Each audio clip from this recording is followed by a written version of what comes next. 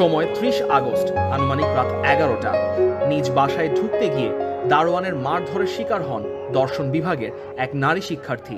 এরপর থেকে চট্টগ্রাম বিশ্ববিদ্যালয়ে শুরু হয় এক নারকীয় তাণ্ডব। রাতভর স্থানীয়দের সঙ্গে শিক্ষার্থীদের সংঘর্ষ। রাতের আধার কেটে স্লোগান, হুইসেল, আর্তনাদ। চবি মেডিকেলে আহত শতাধিক শিক্ষার্থীর গোঙানির শব্দ। আহত হন প্রক্টোরিয়াল বডির ২ শিক্ষকও। সংঘর্ষের পর রাত ৩:৩০টায় সেনাবাহিনী গিয়ে পরিস্থিতি নিয়ন্ত্রণে আনে।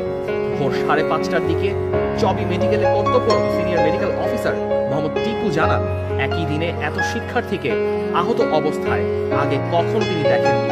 কিন্তু ভোর পেরিয়ে সকালে অপেক্ষা করছিল আরো ভয়াবহ ঘটনা।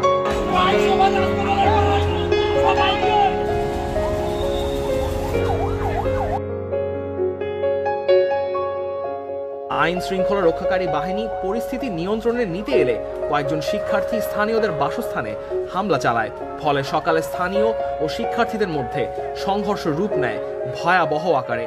এই মুখোমুখি সংঘর্ষের ভিডিও আনুমানিক দুপুর ১২টার দিকের। দুই পক্ষের সংঘর্ষের ফাঁকা জায়গায় পড়ে আছে ইটের হাজারো টুকরা। স্থানীয়রা ইট ছুড়ছেন, পাল্টা ইট ছুড়ছেন চবির শিক্ষার্থীরাও। মাথায় হাত দিয়ে এক পর্যায়ে সরিয়ে নেওয়া হচ্ছে একজনকে।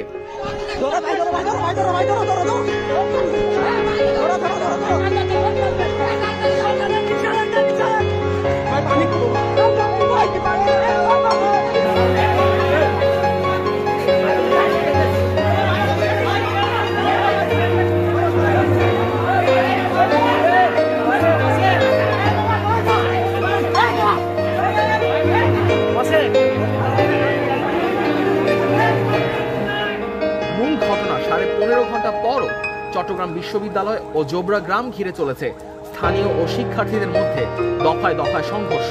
পরবর্তীতে ক্যাম্পাস সংলগ্ন এলাকা ও উপজেলার একাংশে ১৪৪ ধারা জারি করে জেলা প্রশাসন। তবে ১৪৪ ধারা জারির পরও ক্যাম্পাসে অস্থিরতা ছিল চলমান।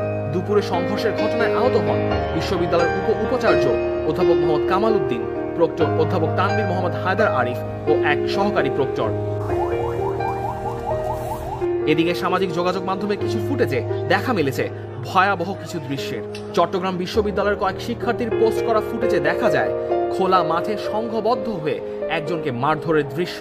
অন্য একটি বাসার জানালা থেকে ধারণ করা ফুটেজে দেখা যায় কয়েকজন মিলে একটি বাসার ছাদ থেকে ফেলে দেওয়া হলো একজনকে।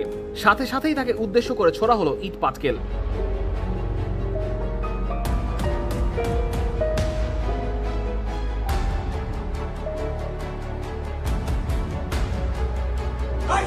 অন্য একটি ফুটেজে রক্তাক্ত অবস্থায় নিয়ে যাওয়া হচ্ছে এক শিক্ষার্থীকে।